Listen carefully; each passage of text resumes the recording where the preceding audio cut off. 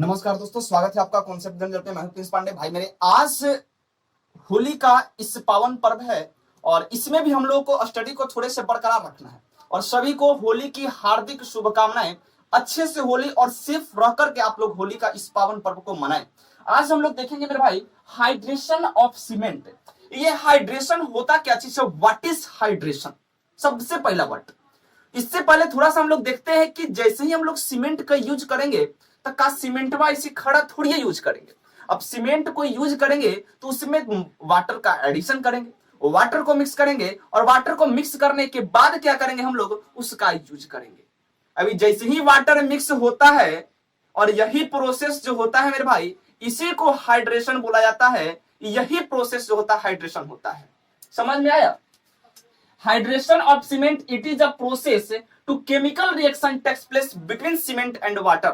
या इसको बोल सकते हो कि when the cement mixed with water, जैसे ही सीमेंट को हम लोग वाटर के साथ मिक्स करते हैं, जैसे ही सीमेंट को हम लोग वाटर के साथ मिक्स करते हैं तो क्या होता है? एक वहां पे हाइड्रेशन प्रोसेस होता है और वही प्रोसेस को हम लोग, एक प्रोसेस होता है जिसको हाइड्रेशन बोला जाता है। अब इस हाइड्रेशन प्रोसेस में भाई थोड़ी सी समझने वाली बात है। सीमेंट है, वाटर को मिक्स किए, कितने वाटर को मिक्स करना है, ये सब चीज बताएंगे भी। वीडियो के अंत तक बने रहना मेरे भाई, बहुत ही जबरदस्त वीडियो जाने वाला है। ऑब्जेक्टिव के पॉइंट ऑफ व्यू से बहुत जबरदस्त वीडियो होने वाला है। इसमें क्या होता है कि reaction it creates problem in mass concrete. ये जो होता है, देखो क्या होता है, थोड़ा सा समझो। जैसे ही सीमेंट होता है वो वाटर के साथ मिक्स होता है तो रिएक्शन हम लोग जानते हैं दो प्रकार के होते हैं, एक एंडोथर्मिक और एक एक्सोथर्मिक होता है। बिहार बोर्ड वाले स्टूडेंट ध्यान देंगे जो हिंदी मीडियम से पढ़ के आए होंगे। एक होता है उष्माशोषी, एक होता है उष्माक्षेपी। अब एंडोथर्मिक और एक्सोथर्मिक थोड़ी सी भी समझने वाली बात है। एंडोथर्मिक में क्या होता है कि उष्मा को देने पड़ता है किसी भी रिएक्शन को आकर्ष करने के लिए, किसी भी रिएक्शन को पूरा करने के लिए, फुलफिल करने के लिए। और एक्सोथर्मिक में क्या होता है कि उस रिएक्शन के कारण मेरे भाई हीट लिबरेट होता है, हीट डेवलप होता है, हीट जनरेट होता है। यही एक्सोथर्मिक होता है। तो सीमेंट में क्या होता है मेरे भाई, जैसे ही हम लोग सीमेंट में वाटर को मिक्स करते हैं वैसे ही एक्सोथर्मिक रिएक्शन होता है। और इस एक्सोथर्मिक वर्ड से ही आपको थोड़ा सा फील हुआ होगा कि एक्सोथर्मिक है मतलब हीट लिबरेट होगा, हीट जनरेट होगा, हीट डेवलप होगा, हीट वहां से निकलेगा, उष्मा निकलेगा। यहां तक बातें आराम से अच्छे से क्लियर हो गया होगा। Reaction with cement, reaction with cement and water is exothermic. Notes बहुत ही बढ़िया तरीके से आपको बना दिया गया है। जल्द ही आपको नोट्स भी प्रोवाइड किया जाएगा और ये वीडियो भी 8 या 9 बजे के अप्रोक्स अपलोड हो जाएगा, क्योंकि अभी 6 लगता है, बज रहा है 5-6, उसी समय आपका वीडियो क्या हो रहा है, रिकॉर्ड हो रहा है।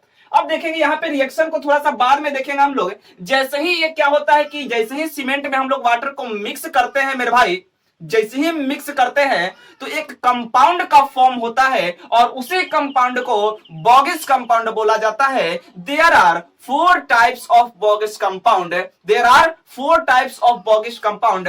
First is a tri calcium silicate, second is a di calcium silicate, third is a tri calcium aluminate and fourth is a tetra calcium alumino ferrite होता है। अब इसमें देखेंगे कि 4 बॉगिस कंपाउंड आखिर कौन कौन से हैं मेरे भाई। तो इसमें देखो 4 बॉगिस कंपाउंड आपका लिखा गया है। नेम ऑफ द कंपाउंड बहुत ही इंपॉर्टेंट सब्जेक्टिव क्वेश्चन भी यहां से आपको पूछ सकता है कि पूछेगा कि राइट द 4th बॉगिस कंपाउंड, या केवल लिख देगा कि राइट द बॉगिस कंपाउंड, बॉगिस कंपाउंड को लिखे और एक्सप्लेन भी दे देगा कि राइट देयर फंक्शन, एंड उसका फंक्शन भी लिखने के लिए दे देगा। तो सबसे पहला जो होता है वो ट्राई कैल्शियम सिलिकेट होता है। ये ट्राई कैल्शियम सिलिकेट समझ में थोड़ा सा आएगा नहीं। कैल्शियम देखो, कैल्शियम सॉरी कार्बन की मात्रा यदि 2 को होगा तो इसको डाई बोला जाता है, 3 को होगा तो ट्राई बोला जाता है। यदि यहाँ पे मेरे भाई क्या 4 गो होगा तो इसको टेट्रा बोला जाता है, यदि 5 गो होगा तो इसको पेंटा बोला जाता है,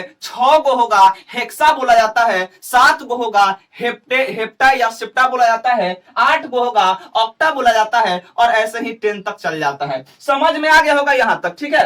अब हम लोग थोड़े से क्या देखेंगे, आगे चलेंगे। इसमें ये तो समझ में आ गया होगा। अब डाई कैल्शियम सिलिकेट होता है, एक ट्राई कैल्शियम एल्यूमिनेट, एक टेट्रा कैल्शियम एल्यूमिनियम फेराइट होता है। ये आता कहां से है? जैसे ही सीमेंट में हम लोग वाटर को मिक्स करते हैं मेरे भाई, एक कंपाउंड का फॉर्म होता है, उसी कंपाउंड में ये चारों चीज रहते हैं। और ये चारों चीज का काम क्या चीज है, थोड़ा सा वीडियो के अंत तक बने रहना, पूरे चीज आसानी से आपको समझ में आएंगे, टेंशन नहीं लेना है। देखो क्या है, इसका फॉर्मूला होता है 3CaO, ट्राई कैल्शियम सिलिकेट है, तो ये सिलिकेट का हम लोग जानते हैं SiO2 होता है, और ये 3CaO कैल्शियम ऑक्साइड, इसी को क्या बोल रहा है? ट्राई कैल्शियम यानी कि 3 गो कैल्शियम है, 3 गो कैल्शियम ऑक्साइड है। हम ये कार्बन का एग्जांपल दिए थे, यहाँ कैल्शियम है तो कैल्शियम हो जाएगा, 2 गो रहेगा तो डाई, 3 गो ट्राई, 4 गो रहेगा तो टेट्रा, ये याद रखना है, यही चीज है। तो इसका फॉर्मूला देखो, ये डाई है तो 2CaO, कैसे याद करना है वो भी बताऊंगा। ट्राई कैल्शियम एल्यूमिनेट है तो 3CaO Al2O3, tetra calcium aluminium ferrite है तो 4CaO Al2O3 इंटू Fe2O3 होता है। अब होता है एक एब्रिविएटेड फार्मूला, एब्रिविएशन फार्मूला, ये शॉर्ट फार्मूला होते हैं। देखो इसको थोड़ा सा, एक है C3S, इसका मतलब 3 गो कैल्शियम है, 1 गो सिलिकेट है। C2S 2 गो कैल्शियम ऑक्साइड है, 1 सिलिकेट है। 3 गो कैल्शियम, 1 गो एल्यूमिनेट है। 4 गो कैल्शियम ऑक्साइड, 1 गो एल्यूमिनियम, 1 गो फेराइट है। यहां तक एब्रिविएटेड फार्मूला भी आपको समझ में आ गया होगा, ये शॉर्ट फॉर्म में लिखे गए हैं, समझ में आया यहां तक। अब परसेंटेज की बात करें तो सबसे ज्यादा परसेंटेज 45 to 55% हम लोग लेते हैं, किसका? Try calcium silicate. क्यों ज्यादा लेते हैं ये भी क्लियर होगा, फंक्शन ऑफ बॉगिस कंपाउंड हम लोग थोड़ा सा क्लियर करते चलेंगे इसको, ठीक है। यहां पे देखो, इस 20 to 30% and 6 to 10% and 15 to 20% function of Bogue's compound मेरे भाई, इसको थोड़ा सा हम लोग बेहतरीन ढंग से देखेंगे, क्योंकि यहां से objective question SSC JEE plus semester दोनों में आपको बहुत बेहतरीन ढंग से पूछे जाएंगे। देखो इसको थोड़ा सा, फंक्शन ऑफ बॉगिस कंपाउंड, सबसे पहला C3S को देख लेते हैं, ट्राई कैल्शियम सिलिकेट को याद कैसे करना है ये तो समझ में आया, लाइन से याद रखना है, इसको लाइन से याद रखना है। क्यों लाइन से याद रखना है उसको भी बताएंगे। It has large percentage in cement, यहां से ही पता चल गया था कि सबसे ज्यादा परसेंटेज किसका होगा? C3S का होगा, ट्राई कैल्शियम सिलिकेट का होगा। अब देखो यहाँ पे it generates more heat of hydration, सबसे ज्यादा हीट ऑफ हाइड्रेशन, सबसे ज्यादा नहीं, मोर हीट ऑफ हाइड्रेशन सबसे ज्यादा दिखाएंगे। यहाँ पे देखो ट्राई कैल्शियम एल्यूमिनेट में होता है 864 किलो जूल पर केजी, इसमें केवल 500 ही होता है, 500 किलो जूल पर केजी होता है। किसमें? C3S में। It generates more heat of hydration, clear. It develops early strength of cement, main काम इसका यही है C3S का कि जल्दी स्ट्रेंथ को देना, समझना थोड़ा सा, यही पॉइंट को समझने वाला चीज है। C3S क्या करता है? अर्ली स्ट्रेंथ देता है। C3S की मात्रा जैसे ही बढ़ाएंगे हम लोग, ये स्ट्रेंथ को अर्ली देगा। अर्ली स्ट्रेंथ मतलब तुरंत स्ट्रेंथ देगा। ये 1 से 10 दिन के जो बीच के अंतराल में जो स्ट्रेंथ आता है ना मेरे भाई, यही C3S के कारण आता है। और जो ओकर बाद स्ट्रेंथ आता है वो आता है किसके कारण? C2S के कारण आता है। Provide strength in later days, बाद के दिनों में स्ट्रेंथ C2S के कारण आता है। C3S प्रोवाइड अर्ली स्ट्रेंथ, याद रखना है, यही ऑब्जेक्टिव यहां से पूछे जाएंगे। बहुत ही बेहतरीन ढंग से आपको बता रहे, इतना बढ़िया से कोई नहीं बताएगा आपको, ठीक है। It develops early strength of cement, it has less resistance against sulphate attack. इस सल्फेट अटैक और एसिड अटैक, जैसे कि एसिड रेन होगा उससे कुछ यदि इफेक्ट पड़ेगा मेरा सीमेंट पे, उस चीज के लिए ये C3S जो है बहुत लेस रेसिस्टेंस है। लेस रेसिस्टेंस यानी कि सल्फेट अटैक को ये ज्यादा झेल नहीं पाएगा, इसके पास शक्ति नहीं है सल्फेट अटैक को रेसिस्ट करने का। समझ में आया? यानी सल्फेट अटैक इसमें ज्यादा होगा। समझ में आ गया यहां तक? It causes hardness and strength initial days, हम यही तो बताए थे आपको कि शुरुआत के दिनों में जो सीमेंट का स्ट्रेंथ आता है वो C3S के कारण आता है। यही पॉइंट मेन इसमें याद रखना है। समझ में यहां तक क्लियर? ओके। इसका हीट वाला याद रखना है, ये वाला थोड़ा सा ऑब्जेक्टिव के लिए 500 किलो जूल पर केजी हीट, यहाँ पे हीट ऑफ हाइड्रेशन होता है इसका। दूसरा देखते हैं हम लोग C2S, it generates less heat of hydration, ये बहुत लेस हीट ऑफ हाइड्रेशन देता है, बहुत कम हीट ऑफ हाइड्रेशन। अब हीट ऑफ हाइड्रेशन क्या चीज है? तो कितना अमाउंट में हीट जनरेट हो रहा है वो वही हीट ऑफ हाइड्रेशन होता है। समझ में आ गया? यहां तक क्लियर हुआ होगा। इसमें होता है 240 किलो जूल पर KG, provide strength in later days. C2S का मेन काम होता है, एकदम ध्यान से एकदम दिमाग में बैठा लेना इस चीज को, C3S provide strength in early days में ये अर्ली तुरंत स्ट्रेंथ देगा, और ये जो provide strength in later days बाद के दिनों में स्ट्रेंथ। अब थोड़ा सा इसको एग्जांपल से समझना, एक एग्जांपल देता हूं, थोड़ा सा इसको समझना और बहुत बढ़िया तरीके से समझना है, माइंड को कंसंट्रेट करो और वीडियो को आराम से देखते रहो, लास्ट तक जरूर देखो, ये पॉइंट समझ में आ गया पूरा C3S C2S क्लियर हो जाएगा। एक बाप है, एक बेटा है, बाप का बिजनेस चल रहा है और एक बेटा है जो बेचारा अभी छोटा है। अब बेटा हम किसको मान लिए, C2S को हमने मान लिया, बेटा किसको माने, C2S को मान लिए। बाप का है, बिजनेस को आगे बढ़ा रहा है, बाप क्या कर रहा है, बिजनेस को आगे बढ़ा रहा है, बेटा अभी छोटा है। जैसे ही बाप बुढ़ापे तक आया, उस बेटा जो क्या होगा, बड़ा होगा, वो उस बिजनेस को संभालेगा। यहां से एक कॉन्सेप्ट जनरेट होगा, थोड़ा सा ध्यान से समझना, कि जब बाप उस बिजनेस को संभाल रहा है मेरे भाई, मतलब पहले शुरुआत के दिनों में स्ट्रेंथ कौन है, बाप है, बट जैसे ही वो चलते जा रहा है, थोड़े से दिन अंतराल यानी कि उम्र उसका बढ़ते जा रहा है, कंक्रीट 1 से 10 दिन में किसके कारण स्ट्रेंथ आएगा, C3S के कारण आएगा। और जैसे ही 10 दिन के बाद जो स्ट्रेंथ आएगा, कुछ दिन में स्ट्रेंथ आएगा, वो C2S के कारण आएगा। यानी कि जो छोटका बेटवा था, वो जैसे ही उम्र बाप के बढ़ा, बूढ़ा हो गया बाप, तो उस बिजनेस को संभाल लिया, उस स्ट्रेंथ को यहां पे कौन संभाला, C2S संभाला। यानी बाद के दिनों में स्ट्रेंथ कौन देगा, C2S देगा। यहां तक आपका पॉइंट क्लियर हो गया होगा, इससे बढ़िया आप समझ में नहीं आएगा। क्लियर हो गया होगा यहां तक। It develops large strength of cement, ये लार्ज अमाउंट में स्ट्रेंथ देता है, बट कब, बाद के दिनों में ये काम देता है। शुरुआत के दिनों में लड़का बेचारा रहता है, क्या करेगा, चलो भाई तू ही संभालो आगे, यही चीज कहता है C3S को। It has more resistance against sulphate attack, ये वाले चीज थोड़ा सा है, इसके पास शक्ति है सल्फेट अटैक को रेसिस्ट करने के लिए। यहां पे सल्फेट अटैक मेरे भाई बहुत कम आएंगे। यहां तक पॉइंट आपका क्लियर हो गया होगा, ठीक है। अब देखेंगे यहां पे तीसरा जो आपका है ट्राई कैल्शियम एल्यूमिनेट, सबसे मेन पॉइंट यहां पे ये हीट ऑफ हाइड्रेशन वाला याद रखना कि it generates less heat of hydration in initial stage. Initial stage में तो हीट ऑफ हाइड्रेशन कम रहता है, बट जैसे ही थोड़ा सा 10 दिन के बाद या 15 दिन के बाद होगा, तो रिएक्शन जब ही करेगा तो हीट ऑफ हाइड्रेशन भी ज्यादा होगा। और एक पॉइंट, बहुत ही जबरदस्त पॉइंट, एकदम माइंड में छाप लो कि हीट ऑफ हाइड्रेशन जितना ज्यादा होगा उतना ही स्ट्रेंथ होगा। ये दिमाग में नाम रख लेना है इसको, हीट ऑफ हाइड्रेशन जितना ज्यादा होगा मेरे भाई, स्ट्रेंथ उतना ही ज्यादा होगा।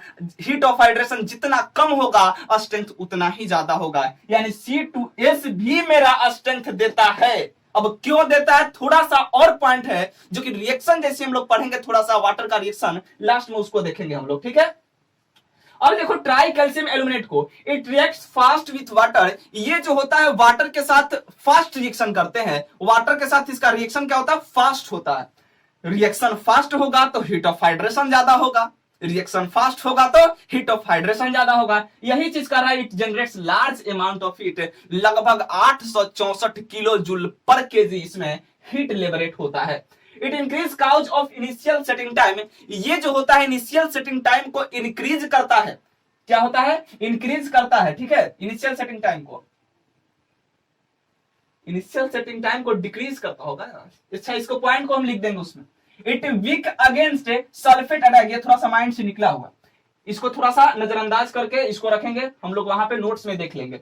It weeks against sulphate attack, ये सल्फेट अटैक के अगेंस्ट वीक है, यानी कि सल्फेट अटैक यहाँ पे आएगा, ज्यादा आएगा, इस ज्यादा झेलेगा नहीं, ये चीज समझना। C4AF, ये हीट ज्यादा दे रहा है, ये सबसे बड़ी चीज है। C3A जो है हीट ज्यादा लिबरेट करेगा, ये ध्यान में रखना थोड़ा सा। C4AF tetra calcium alumino ferrite, अब तो दिक्कत नहीं होगा, C4 है तो टेट्रा, 4 है तो टेट्रा, कैल्शियम एल्यूमिनो फेराइड हो गया। It react slow with water, ये जो होता है वाटर के साथ स्लो रिएक्शन करता है। मेनली इसको क्यों हम लोग देते हैं, क्यों देते हैं इसमें, तो ये होता है जो सेटिंग टाइम के लिए, सॉरी इसमें इट जनरेट्स लेट, हाँ सॉरी इसको देखो, it generates less amount of heat, ये लगभग 420 किलो जूल पर केजी देता है, ये हीट लिबरेट होता है। It contributes less strength of cement, ये स्ट्रेंथ में कुछ इसमें कंट्रीब्यूशन नहीं होता है। इसका हम लोग यूज करते हैं कहां पे, तो सेटिंग टाइम जो होता है इसमें सेट करने की क्षमता होती है, ये सेटिंग टाइम पे इफेक्ट देता है। और C4AF का यूज हम लोग प्री कास्ट कंक्रीट में, प्री कास्ट कंस्ट्रक्शन में हम लोग करते हैं। ये ध्यान देना ऑब्जेक्टिव पॉइंट ऑफ व्यू से, एसएससी जेईई में भी लगभग ये पूछा गया ऑब्जेक्टिव क्वेश्चन है, इसको ध्यान में रखना। It also weak against sulphate attack, ये ध्यान रखना सल्फेट अटैक के अगेंस्ट ये भी वीक है। तो यहां तक आपको अच्छा से क्लियर हो गया होगा, यहां तक कोई दिक्कत नहीं हुआ होगा।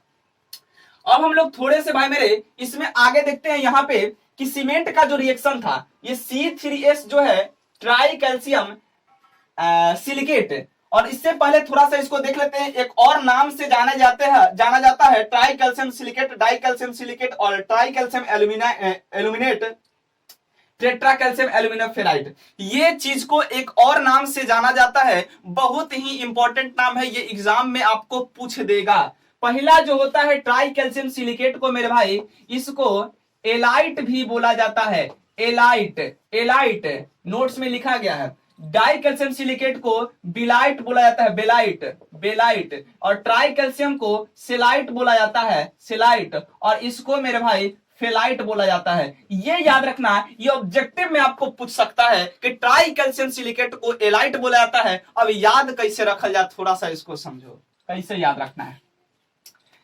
A, B, C और F, यही लाइन से याद रखना है। एलाइट, B से बिलाइट, बेलाइट और C से सेलाइट और F से फेलाइट। यहां तक क्लियर हो गया। इसमें होगा कि सबसे ज्यादा पहले आएगा तो C3S है, 3 गो, 2 गो, 3 गो, A और 4 और A, यहां से ये याद हो जाएगा। तो ट्राई कैल्शियम सिलिकेट को क्या बोलेंगे, एलाइट बोलेंगे। डाई कैल्शियम सिलिकेट को क्या बोलेंगे, बेलाइट बोलेंगे। ट्राई कैल्शियम एल्यूमिनेट को क्या बोलेंगे, सेलाइट बोलेंगे। और टेट्रा कैल्शियम एल्यूमिनियम फेराइड को क्या बोलेंगे मेरे भाई, फेलाइट बोलेंगे। यहां तक क्लियर हो गया होगा। अब देख लो थोड़ा सा एक पॉइंट ये भी था कि यूज करते हैं हम लोग प्रीकास्ट में, और C3A की मात्रा यदि ज्यादा होगा तो एसिड और अटैक जो होगा सल्फेट अटैक, ये भी ज्यादा होगा। हम लोग थोड़ा सा इसमें रिएक्शन के बारे में थोड़े से यहाँ पे देख लेते हैं। जो 2C3S जो होता है, ये सब अलग अलग वाटर से रिएक्शन करता है, ये बात समझो। ये जो सारे कंपाउंड होते हैं ये अलग अलग रिएक्शन करते हैं वाटर से, हाइड्रेटेड फॉर्म में आते हैं, समझो थोड़ा सा। 2C3S रिएक्शन करेगा वाटर से, और इसमें वाटर लगभग हम लोग 23% अमाउंट में, कहीं कहीं ये वेरी करेगा। यहाँ पे कहीं कहीं 24%, कहीं 25% देगा, यहाँ पे 21% कहीं देगा, कहीं 15% देगा। ये सारे चीज यहाँ पे वेरी कर सकते हैं, तो इसको आप लोग अपने अनुसार देख लीजिएगा। हमने जो बताया वही ठीक है, थोड़ा सा इसको स्टैंडर्ड हमको लगा। ये जो जैसे ही सीमेंट ट्राई कैल्शियम सिलिकेट और वाटर के बीच में जैसे ही रिएक्शन होता है, और CSH जेल बनाता है, CSH जेल बनाता है। इसको थोड़ा सा समझो यहां से। ये वाटर हो गया, और वाटर जैसे ही सीमेंट यहाँ पे रिएक्शन करेगा मेरे भाई, तो ये बनाता है क्या चीज, CSH जेल बनाता है, CSH जेल बनाता है। C मतलब कैल्शियम, S सिलिकेट, और H क्या होगा मेरे भाई, हाइड्रेट हो जाता है, हाइड्रेट हो जाता है। यहां तक आपको समझ में आ गया होगा, क्लियर हो गया यहां तक। अब थोड़ा सा हम लोग इसमें देखेंगे, ये जो रिएक्शन किया है यहाँ पे, इसमें 75% CSH जेल जो होता है यहाँ पे बनता है, 75% CSH जेल बनता है। और इसमें जो डाई कैल्शियम सिलिकेट जो होता है, इसमें 99% CSH जेल बनता है। और ये कैल्शियम हाइड्रोक्साइड आखिर काहे आ रहा है, ये समझने वाली बात है। जो कैल्शियम हाइड्रोक्साइड जो होता है मेरे भाई, ये पोर्स होता है, पोर्स हो जाते हैं इसके कारण कंक्रीट में, और यह स्ट्रेंथ को रिड्यूस कर देता है। ये समझने वाली थोड़ी सी बात है, माइंड यहीं पे लगाना। कचड़ा चीज में माइंड लगाने से फायदा नहीं है, माइंड यहीं पे लगाना है कि जैसे ही वाटर से रिएक्शन करता है, CS से जेल बनाता है। ये एक प्रकार का जेल होता है, जेल मतलब पेस्ट बनता है एक प्रकार का। और यहां से कैल्शियम हाइड्रोक्साइड ये आने से क्या होता है, ये पोर हो जाते हैं कंक्रीट में, पोर्स, होल हो जाते हैं, छिद्र हो जाता है, छोटा छोटा छिद्र। अब छिद्र होगा तो कंक्रीट के लिए तो अच्छा है नहीं, ऊपर से बढ़िया है, अंदर से छिद्र हो जा रहा है, तो यानी कि वो स्ट्रेंथ उसका रिड्यूस कर दिया। अब स्ट्रेंथ ये रिड्यूस कर दिया, ड्यू टू दिस रीजन हम लोग C2S की मात्रा हम लोग ज्यादा ले लेते हैं C3S का। क्यों ज्यादा ले लेते हैं C2S का, समझो। ये जब यहाँ पे ज्यादा आ जा रहा है C3S में, CSH जेल की मात्रा कम है, और ये CaOH का होल टू ज्यादा आ जा रहा है, यानी कैल्शियम हाइड्रोक्साइड ज्यादा आ जा रहा है। तो ई ज्यादा होगा तो पोर भी ज्यादा होगा, और पोर ज्यादा होगा तो होल्स ज्यादा होंगे कंक्रीट में, और होल ज्यादा होगा तो स्ट्रेंथ क्या होगा, रिड्यूस भी हो जाएगा, और स्ट्रेंथ कम हो जाएगा सीमेंट का। तो इस यानी कि कैल्शियम हाइड्रोक्साइड क्या होना चाहिए, जिसमें कम होगा वही चीज हम लोग यूज करेंगे, यानी कि C2S हम लोग ज्यादा यूज करते हैं जनरली C3S से, बट यहाँ पे आपको ये परसेंटेज दिया होगा, कंफ्यूजन नहीं होना है, ठीक है। क्यों यूज करते हैं ये रीजन है, कोई पूछ देगा कि बताओ तो, ठीक है C3S से यूज किया, हम C2S ज्यादा लेंगे, क्यों ज्यादा लेंगे, तो CaOH का हॉल्ट जो होगा कैल्शियम हाइड्रोक्साइड वो ज्यादा हो जाते हैं C3S में, और इसमें ये कम होता है, और जैसे ही CaOH का हॉल्ट कम हो जा रहा है तो मेरे लिए अच्छा है, ज्यादा हो जाएगा तो अच्छा नहीं है, होल्स ज्यादा आएंगे, पोर्स ज्यादा हो जाएंगे, यानी कि वहां पे कंक्रीट में छिद्र हो जाएगा और वह स्ट्रेंथ को रिड्यूस करेगा, छिद्र मतलब छोटा छोटा छिद्र टाइप पे होगा जो कि स्ट्रेंथ को रिड्यूस कर देता है, ये चीज समझना है। यहाँ पे हम लोग यहाँ पे इनिशियली जो होता है 23% वाटर यूज करते हैं, और बाद में 15% हम लोग वही जो पोर होता है उसको भरने के लिए 15% हम लोग यूज करते हैं। और वेन द हाइड्रेशन प्रोसेस, ये तो बताया कि जैसे ही हाइड्रेशन प्रोसेस होता है उसी कंपाउंड का फॉर्म धरता है, वही बॉगिज कंपाउंड होता है। CS से जेल के बारे में भी आपको बता दिए। अब थोड़ा सा बताते हैं कि इसमें 23% और 15% टोटल अमाउंट ऑफ वाटर कितना हो गया मेरे भाई, तो 38% हो गया, 38%। अब कोई बोलेगा कि भैया ये 38% ही हम लोग यूज करें, या 38% से ज्यादा जाए, या 38% से कम जाए, इसको थोड़ा सा समझ लो, यही चीज समझने वाली बात। तो 38% भाई मेरे यूज कर रहे हैं, हीट ऑफ हाइड्रेशन ज्यादा है, समझना थोड़ा सा, हीट ऑफ हाइड्रेशन वहां से निकल रहा है, हीट जनरेट हो रहा है, और वाटर को हम लोग यदि 38% लेते हैं, समझना थोड़ा सा, 38% से कम ही लेते हैं, क्यों लेते हैं उसको समझा रहे, यदि 38% लेते हैं और वाटर को हम लोग और ज्यादा हम लोग दें, तो उसको क्या बोलेंगे कि तू अपन हीट अपने पास रखो, और वो बोल रहा है कि नहीं निकालो, हीट तो यहां से लिबरेट हो रहा है, निकल रहा है, तो अगला बोल रहा है कि हीट को निकालो, और हम और पानी डाल के बोल रहे हैं उसको कि नहीं तुम अपना हीट वहीं पे रखो, तो ये तो गलत बात है भाई, उसके साथ हम गलत कर रहे हैं, तो गलत तो बर्दाश्त करेगा नहीं, क्या कहेगा कि नहीं हमको हीट यहाँ पे कम दो, सॉरी वाटर कम दो, वाटर कम देगा तो हीट ज्यादा लिबरेट होगा, और हीट ज्यादा लिबरेट होगा तो स्ट्रेंथ आएगा। हमने बताया कि heat of hydration is directly proportional to the strength of cement. यहां से ये पॉइंट क्लियर हो गया होगा कि जैसे ही हीट हम लोग वाटर का मात्रा यहाँ पे अमाउंट ज्यादा देंगे, हीट ऑफ हाइड्रेशन कम हो जाएगा, हीट ऑफ हाइड्रेशन कम होगा मेरे भाई, तो क्या हो जाएगा, वहां पे आपका सीमेंट का स्ट्रेंथ भी कम हो जाएगा, और हम लोग स्ट्रेंथ से तो कंप्रोमाइज कर नहीं सकते हैं, और स्ट्रेंथ मेरा चाहिए हाई लेवल का। क्लियर यहां तक, ये पॉइंट जो बताया ये बहुत इंपॉर्टेंट पॉइंट था, यहां तक आपको पूरा अच्छे तरीका से क्लियर हो गया होगा। एक आपका थोड़ा सा टेबल है, उस थोड़ा सा टेबल को देख लिया जाए, और उस टेबल नहीं है, थोड़ा सा बढ़ते क्रम और घटते क्रम में, यानी असेंडिंग ऑर्डर और डिसेंडिंग ऑर्डर में एक आपका ऑब्जेक्टिव क्वेश्चन एसएससी जेईई में पूछा गया है, तो थोड़ा सा उसको देख लेते हैं। एक होता है rate of heat evolution, rate of heat evolution, rate of heat evolution, यानी कि सबसे ज्यादा रेट किसका होगा, सबसे ज्यादा rate of heat of hydration किसका होगा, सबसे ज्यादा रेट हीट का, तो हीट का मेरे भाई सबसे ज्यादा C3A। अब समझ में आया C3A क्यों, क्योंकि ये रिएक्शन फास्ट कर रहा था, और हीट ऑफ हाइड्रेशन भी लगभग 864 इसमें था, याद रखना कितना था, 864 किलो जूल पर केजी था, इसका ज्यादा होगा। उसके बाद किस में हो रहा था, तो अमाउंट किसका ज्यादा था, C3S का ज्यादा था, अमाउंट इसमें ज्यादा था, और ये पहला ही बाप वाला एग्जांपल दिए थे, पहला ही ये सब चीज काम कर रहा था, अर्ली स्ट्रेंथ भी दे रहा था, तो अर्ली स्ट्रेंथ दे रहा था तो हीट ऑफ हाइड्रेशन भी इसमें ज्यादा होगा, ये समझो, तो C3S।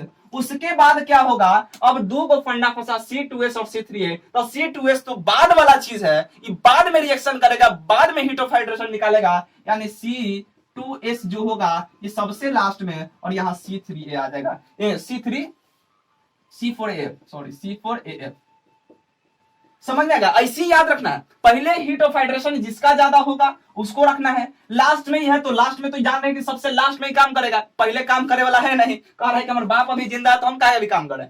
ये C3S जो है मेरे भाई ये बाप था इसका, और C4F बीच वाला है, ये केवल सेटिंग के लिए हम लोग यूज करते हैं, ये चीज पता होगा आपको। ये आप परसेंटेज यहां से देख लें, 864 था लगभग, ये 500 था, और ये लगभग 400 कुछ था, 440 या 400 कुछ था, और ये 240 के अप्रोक्स में था, 440 या कुछ 480 था, तो ये आप देख लेना। दूसरा इसी में आ जाता है रेट ऑफ हाइड्रेशन, ये रेट ऑफ हीट के लिए है। अब रेट ऑफ हाइड्रेशन सबसे बताओ, सबसे पहले हाइड्रेशन किस में हो रहा था, सबसे पहले हाइड्रेशन किस में हो रहा था, C4 AF में हो रहा था, C4AF में हो रहा था सबसे पहले, उसके बाद C3A था, उसके बाद क्या था, ये जल्दी क्विक सेटिंग के लिए C4AF, क्विक सेटिंग के लिए याद रख लेना थोड़ा सा, क्विक सेटिंग के लिए C4AF यूज करते हैं हम लोग, ये प्रीकास्ट में हम लोग यूज करते हैं। और उसके बाद क्या था इसमें C3S और उसके बाद C2S आ जाएगा। क्लियर?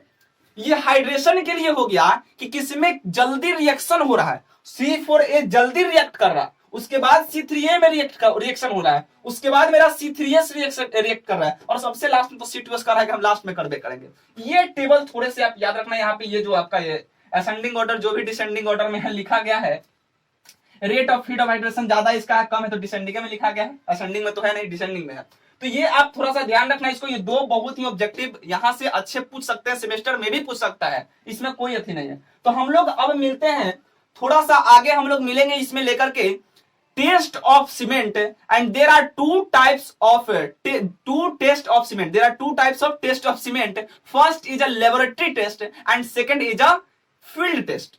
तो पहला हम लोग देखेंगे फील्ड टेस्ट ही देखेंगे। फील्ड टेस्ट में क्या होगा, सीमेंट बैग आएगा, आपको बैग को चेक करना पड़ेगा कि सीमेंट बैग अच्छा से पैक है या नहीं है, 50 केजी का है या नहीं है वो देखना होगा। उसमें फिर देखना है कि कौन सा सीमेंट है, हम लोग जो ऑर्डर किया वो पीसी बेस्ड है या पीपीसी बेस्ड है, ये सब चीज चेक करना पड़ेगा। सीमेंट को हम लोग जैसे ही बोरा को प्रॉपर्ली बढ़िया तरीके से खोलेंगे, उसमें हाथ को अंदर डालना है, और हाथ को डालते ही यदि कोल्ड फील हो रहा है तब वहां पे हम लोग जानेंगे कि नहीं सीमेंट बढ़िया है। उसके बाद क्या चेक करना है कि सीमेंट को जो उसको रब्ड करना है दो फिंगर के बीच में। अब रब्ड करेंगे तो उसमें देखना हो कि महीन है या नहीं है, कुछ फंस तो नहीं रहा है हाथ में, तो वो चीज होता है सीमेंट का फील्ड टेस्ट में। यानी फील्ड में ही हम लोग चेक कर लेते हैं without any instrument, without any equipment हम लोग चेक कर लेते हैं, उसी को फील्ड टेस्ट बोला जाता है। अब होता है लेबोरेटरी टेस्ट, हम लोग लेबोरेटरी में जाकर के देखेंगे, एक फाइननेस टेस्ट होगा, सीमेंट कितना फाइन है वो चीज देखेंगे कि सीमेंट फाइन है तो इसमें सिव होगा, चलनी होगा, उसमें चाल करके देखेंगे कितना परसेंट मेरा सीमेंट अंदर जा रहा है नीचे, कितना परसेंट ऊपर रह रहा है, ये सारे चीज उसमें देखा जाएगा, किसमें, टेस्टिंग ऑफ सीमेंट में हम लोग देखेंगे। उसके बाद उसमें आ जाएगा कंसिस्टेंसी टेस्ट हो जाएगा, साउंडनेस टेस्ट हो जाएगा, कंप्रेसिव स्ट्रेंथ टेस्ट हो जाएगा, ये सारे चीज, सेटिंग टाइम टेस्ट हो जाएगा, ये सारे टेस्ट हम लोग आगे के वीडियो में देखेंगे। और टेस्ट का वीडियो मेरे भाई एक वीडियो आपको प्रोवाइड किया जाएगा टेस्ट का प्रॉपर ढंग से और बहुत बढ़िया तरीके से इजी लैंग्वेज में प्रोवाइड किया जाएगा। तो भाई मेरे बस वीडियो का यही पे अंत करते हैं, मिलते हैं हम लोग नेक्स्ट वीडियो में। थैंक यू मेरे भाई, जय हिंद मेरे दोस्त।